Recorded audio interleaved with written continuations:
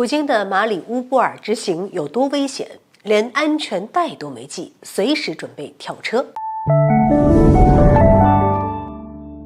各位好，欢迎来到新乐锐评。前段时间，俄罗斯总统普京对乌东地区重镇马里乌波尔进行了一次访问。考虑到乌东的局势大部分已经落入俄罗斯的掌控当中，马里乌波尔也在俄军的掌控当中，因此一些西方媒体认为，普京的这次行程没有什么危险，作秀的成分居多。但真实的情况真的是这样吗？在战争当中，并没有绝对安全的地方，就连俄罗斯本土也会频繁遭受到乌军的无人机袭击，就更不要说乌东前线地区了。表面上看，俄罗斯掌控着大部分乌东地区的局势，但是普京的这次马里乌波尔之行有个鲜为人知的细节，可能很多人都没注意到，那就是普京总统在驾车过程当中并没有系安全带。堂堂俄罗斯总统居然带头不遵守交通规则，这无疑又给了西方媒体一个抹黑普京的理由。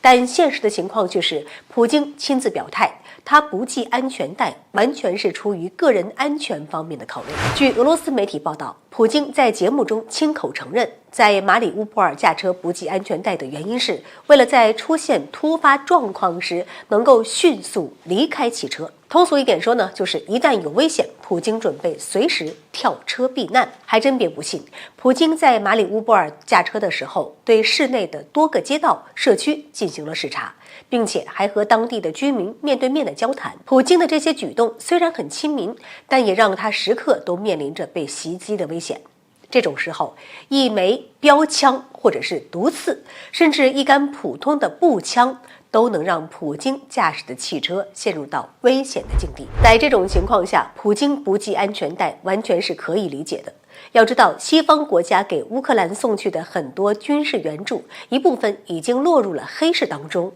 虽然马里乌波尔市区没有明面上的乌克兰武装，但暗地里谁都不敢保证会不会有敌视俄罗斯的势力存在。对于普京总统来说，乌克兰境内的各处都充满了风险。因此，在很多人看来，普京访问马里乌波尔的行为是一种鲁莽的表现。毕竟，俄罗斯这个国家目前正处于和西方激烈对抗的状态当中，很多大事儿需要他来掌舵。这个时候以身犯险是对全体俄罗斯人不负责任的表现。但是普京又有着非去不可的理由。现在乌东地区已经通过公投成了俄罗斯联邦的一员。普京这次到访，除了给前线士兵打气之外，还彰显出他平定乌东地区的决心。